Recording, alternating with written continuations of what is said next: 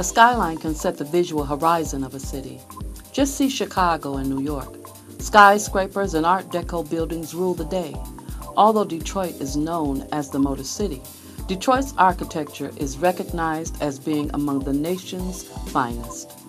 Author, historian, and photographer Dan Austin has been on a 5-year mission to help preserve and promote Detroit's rich architectural history by way of historicdetroit.org. My name is Dan Austin, and I run a website that tells the stories behind Detroit's buildings, architectural history, both present and in the past. Don't have any kind of schooling in architecture or anything else. And as I've done this for 5 years, I've had people who are correct me on that's not Richardsonian Romanesque, that's just Romanesque or whatever. But seeing, I don't think you need to be an architectural nut or an expert to know that something is an amazing building.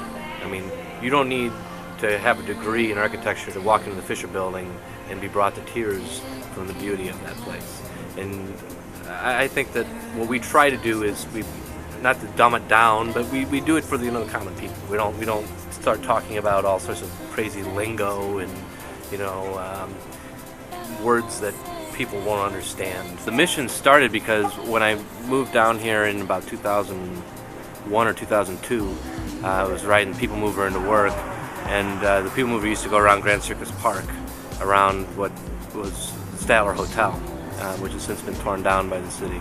But nobody knew what it was, and I was always really impressed by this building. I wanted to know what this was, so I'd get off the People Mover like, what is this, no one knew. So the mission kind of was, I know I'm not the only person who walks around the streets of Detroit seeing these beautiful, amazing buildings, and they want to know what they are, what they were, why they are abandoned, what's in them now. I mean, I want to know. And there wasn't really an avenue for finding that information out. The book is called Lost Detroit, Stories Behind the Motor City's Majestic Ruins, and that was because we saw all of this ruin porn stuff, the exploitation of Detroit's abandoned buildings, and they never really told you or gave you any context behind them. Like, there is a reason why Michigan Central Station is abandoned. It's not because Detroit's messed up, it's because it's owned by, well, won't get into that. But anyway, so the book was kind of a call and response. Everyone's showing all of these photos of Detroit, but they're not telling you anything about it. This is our town. There's no way a French journalist, some guy in France, should be telling or showing Detroit's story. Detroiters should be telling our story. And so both me and the photographer on the project are both proud Detroiters, and we put out the book, and it tells people, both about the grandness of something like Michigan Central, or the United Artists Theater, or the Grandy Ballroom, and it talks about the fall of them and what their prospects are, if any, for being redeveloped. The Burton Collection is a godsend, and that in itself is a gem for the city of Detroit. The wealth of information there is just incredible. The others, going through newspaper, I work at the Free Press, so going through our library and old newspaper clippings and stuff to find, the article when Michigan Theater opened in 1926, and so there was a lot of research on that. A lot of books that were written, 100 years ago or whatever, 50 years ago sometimes, kind of filling in the gaps in that story. Dan Austin and his team are driven by the thought of Detroiters being proud to be here. Detroit needs to really go out of its way to show the world just what we have here, what gems and treasures the city of Detroit has. I think for the website has been, we get a lot of positive feedback on the website. The book, when it originally came out, they were kind of criticizing us for maybe jumping on this ruin porn bandwagon and trying to profit off of it.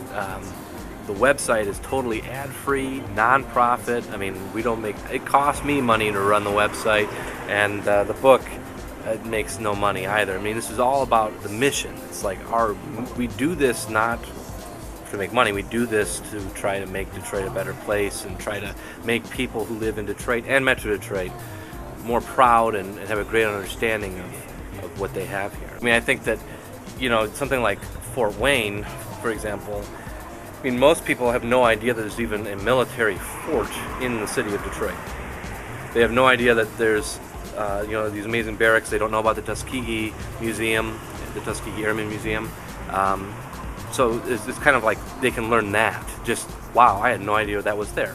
They can learn things like the Scott Fountain on Belle Isle, for example, a large white marble fountain. That was designed by the same guy that did the U.S. Supreme Court in Washington, D.C. Detroit, once you learn about how impressive some of this stuff is, it makes you more proud to be a Detroiter. I mean, how can you walk into the Guardian building and not be like, man, Detroit is an amazing place? It's awe-inspiring. So we're trying to make people appreciate that and know that Detroit is a special place. And also, as far as our suburban friends, like my mother has lived in Metro Detroit for 50 years. She had never been in the Guardian building until I took her a couple years ago. And the only reason she wanted to go in there is because she had seen some pictures on the website, like, wow, I had no idea this was here. So, I mean, we're trying to just raise awareness, and we're like a visitors bureau, electronic visitors bureau, I guess, for some of these places.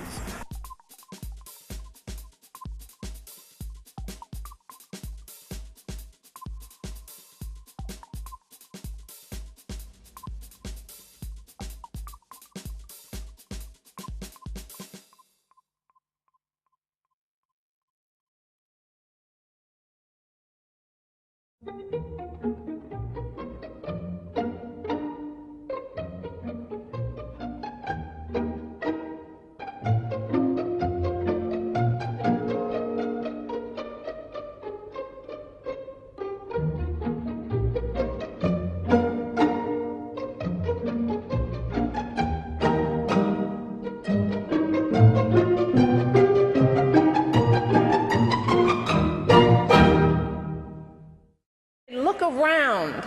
Look at all we're doing to move Detroit forward, to reinvent and redefine what it means to live in this great city. We need to have more people staying in the city and trying to feel like they can be a part of some pride that I see from the people that live in Detroit and the love that they have for the city. We won't rest until we've changed the landscape of Detroit forever.